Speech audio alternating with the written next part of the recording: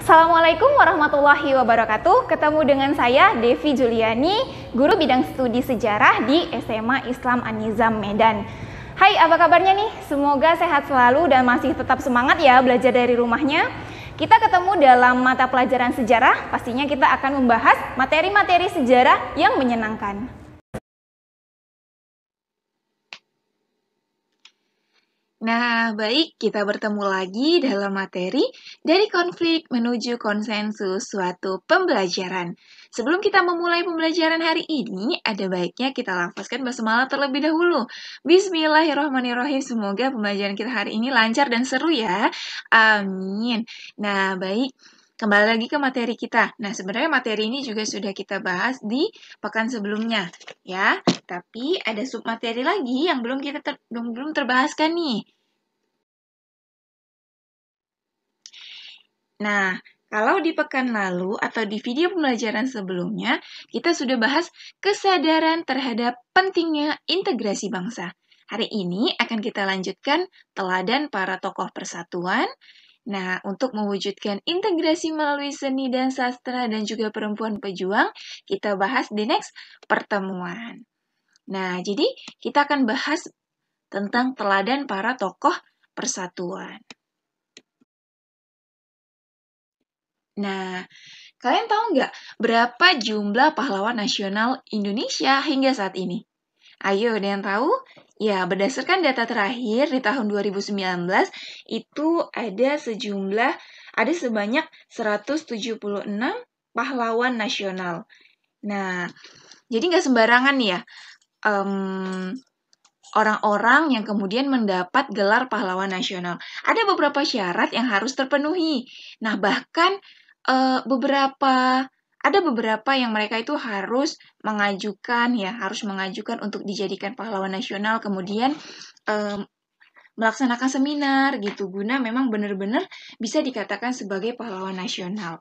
Ya, jadi salah satu tokoh ataupun salah satu orang yang ini mau disarankan atau mau diberikan gelar resmi pahlawan nasional itu salah satunya adalah dia pernah memimpin dan melakukan perjuangan bersenjata atau perjuangan politik atau bahkan perjuangan dalam bidang lainnya untuk mencapai, merebut, mempertahankan, mengisi kemerdekaan serta mewujudkan persatuan dan kesatuan bangsa.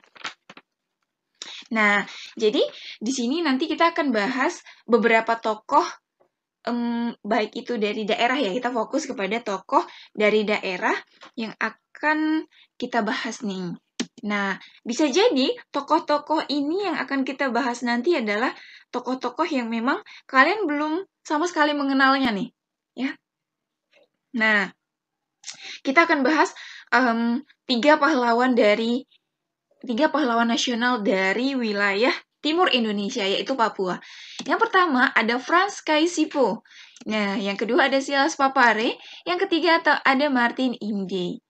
Ya, nah ini pahlawan nasional dari Papua. Kemudian ada para raja yang berkorban untuk bangsa. Nah, yang pertama Sultan Hamengkubuwono IX. Ayo, siapa yang belum familiar nih dengan Sultan Hamengkubuwono IX? Dan juga yang kedua ada Sultan Syarif Qasim II. Nah, jadi ini adalah fokus materi kita hari ini ya, teladan para tokoh persatuan.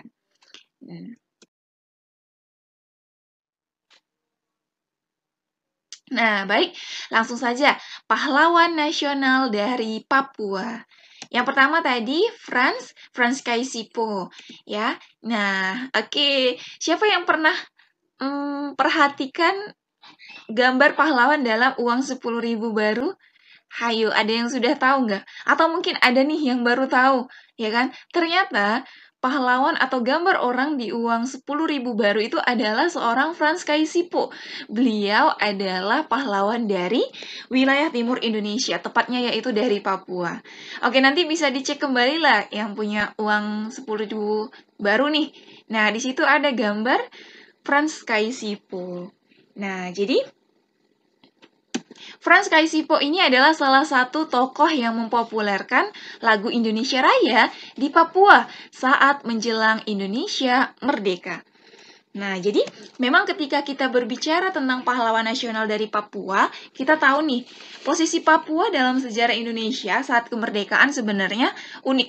Kenapa, Bu, dikatakan unik? Karena Papua adalah wilayah di Indonesia yang bahkan setelah Republik Indonesia kembali menjadi negara kesatuan, ya, sebelumnya itu adalah negara Republik Indonesia Serikat, masih ingat ya?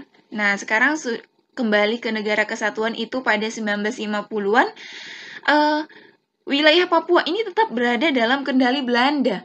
Kayaknya Belanda sayang banget nih dengan wilayah Papua pada saat itu. Bahkan pada saat kita sudah merdeka, gitu. Nah, khusus persoalan Papua, masih ingat ya? Ada yang masih ingat berdasarkan hasil KMB, Konferensi Meja Bundar di tahun 1949, di mana dibahas nih kembali bagaimana antara pemerintah Republik Indonesia dengan Belanda. Nah, maka dihasilkanlah salah satu keputusan atau salah satu hasil dari Konferensi Meja Bundar itu bahwa persoalan antara pemerintah Republik Indonesia dan Belanda akan diselesaikan paling lama 1 tahun kemudian. Nah, pada nyatanya kalau kita lihat dalam sejarah ya nyatanya, bahkan hingga tahun 1962-an ketika Indonesia akhirnya memilih jalan perjuangan militer, ya dalam merebut kembali wilayah Papua ini khususnya, Belanda tetap berupaya mempertahankan Papua. Nah, jadi Papua ini unik banget gitu. Kenapa? Karena tanahnya yang kaya, ya kan, kaya akan sumber daya alam, gitu, tanahnya yang subur, kemudian banyak tumpukan emas di sana gitu ya kan. Nah, tumpukan emas yang kemudian Belanda nggak mau nih untuk mudah melepaskan wilayah dari Papua ini. Nah, jadi walaupun kita tahu konflik yang terjadi di negara kita bahkan hingga setelah Republik Indonesia, ya, ternyata yang rakyat Papua ini juga ternyata nggak tinggal diam gitu. Bukan hanya kemudian pemerintah Republik Indonesia yang berusaha untuk melepaskan Papua dari cengkeraman Belanda, tapi juga rakyat Papua itu sendiri. Nah, mereka menunjukkan bagaimana nasionalisme keindonesiaan mereka. Berbagai upaya dilakukan, kemudian muncullah juga beberapa tokoh-tokoh. Nah, salah satunya ini Frans Kaisipo, ya, bersama dengan nanti ada Silas Papare, kemudian juga Martin Indi. Nah, oke, kita melanjutkan ya tentang Frans Kaisipo. Nah, lalu yang kedua, Frans Kaisipo turut berperan dalam pendirian Partai Indonesia Merdeka atau PIM pada 10 Mei 1946. Nah, kemudian pada tahun yang sama juga ia menjadi anggota delegasi Papua dalam Konferensi Malino di Sulawesi Selatan. Nah, kemudian di 2 tahun kemudian, di tahun 1948, Frans Kaisipo ikut berperan dalam merancang pemberontakan rakyat Biak melawan Belanda. Lalu di tahun 1961 mendirikan Partai Politik Irian Sebagian Indonesia atau singkatan ISI, Irian Sebagian Indonesia. Lalu yang terakhir, yang keenam, tahun 1960-an berupaya agar penentuan pendapat rakyat atau PEPRA bisa dimenangkan. Nah, ini adalah beberapa track record ya. Di luar dari ini masih banyak sebenarnya track record dari seorang Frans Kaisipo yang merupakan pahlawan dari Papua, dari wilayah Papua, seperti itu. Oke? Yang kedua, nah, Silas Papare. Silas Papare, ini beliau lahir di tahun 1918, yang meninggal dunia di tahun 1978. Nah, kita lihat track record daripada seorang Silas Papare. Nah, di mana ia membentuk Komite Indonesia Merdeka atau KIM, ya. Ini sekitar sebulan setelah Indonesia merdeka, jadi masih sekitaran September 1945. Nah, apa ini KIM ini, Bu? Tujuannya apa? Jadi tujuan KIM yang dibentuk oleh Silas Papare ini itu untuk menghimpun kekuatan dan untuk mengatur gerak langkah perjuangan dalam membela dan mempertahankan proklamasi Indonesia. Nah, kemudian pada Desember 1945-nya, Silas Papare ditangkap Belanda. Kenapa? Karena dianggap mempengaruhi batalion Papua untuk memberontak Belanda pada saat itu. Lalu, beliau mendirikan Partai Kemerdekaan Kemerdekaan Irian. Nah, Partai Kemerdekaan Irian ini didirikan oleh Silas Papare setelah keluar dari penjara akibat ditangkap di Desember 1945 tadi. Nah, setelah keluar, ia mendirikan Partai Kemerdekaan Indonesia ini.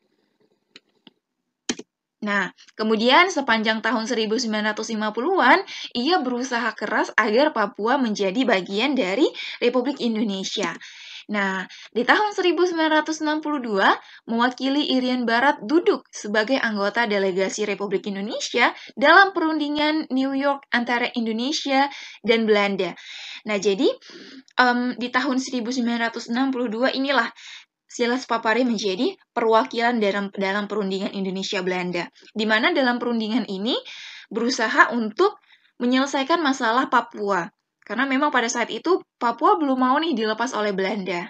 Nah, jadi berdasarkan hasil New York Agreement ini, Belanda akhirnya setuju untuk mengembalikan Papua ke Indonesia. Nah, keren kan perjuangan para pahlawan nasional dari wilayah timur Indonesia ini. Nah, yang ketiga, Martin Indy. Oke, ada yang pernah kenal dengan Martin Indy? Atau mungkin sudah pernah atau tidak asing dengan namanya? Ya, beliau lahir di tahun 1912, kemudian tutup usia di tahun 1986. Nah, jadi sebelum Jepang masuk ke Indonesia, ya, Martin ini seorang polisi Hindia Belanda saat sebelum Jepang masuk ke Indonesia. Namun jabatan ini bukan berarti melunturkan sikap nasionalismenya. Ya, sikap nasionalismenya tetap dimiliki oleh seorang Martin, bahkan semakin tumbuh tatkala ia kerap berinteraksi dengan tahanan politik Indonesia yang dibuang ke Belanda. Gitu. Yang dibuang Belanda ke Papua tadi, karena kan dia seorang polisi Hindia Belanda. Nah, kemudian di tahun 1945 Martin secara sembunyi-sembunyi menyiapkan pemberontakan terhadap Belanda, namun gagal. Nah, kemudian di tahun 1946 Martin menjadi ketua Partai Indonesia Merdeka atau PIM, ya. Nah, kemudian secara terang-terangan menghimbau anggota militer yang bukan orang Belanda melancarkan perlawanan terhadap Belanda. Di tahun 1962, menyusun kekuatan gerilya dalam rangka Operasi Trikora. Dan kemudian saat perang usai, berangkat ke New York untuk memperjuangkan masuknya Papua ke Indonesia. Nah, jadi memang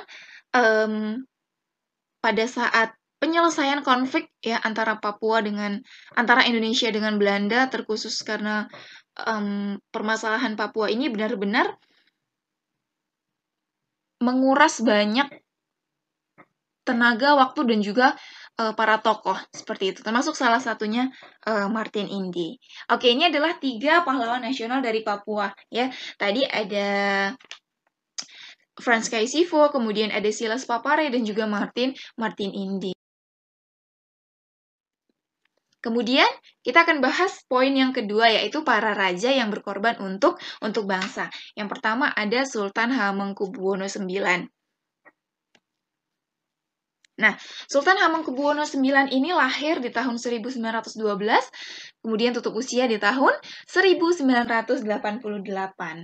Nah, jadi kalau kita berbicara tentang pahlawan yang berkorban, para raja yang berkorban untuk bangsa, pada saat Indonesia merdeka, itu Indonesia masih ada kerajaan-kerajaan yang berdaulat.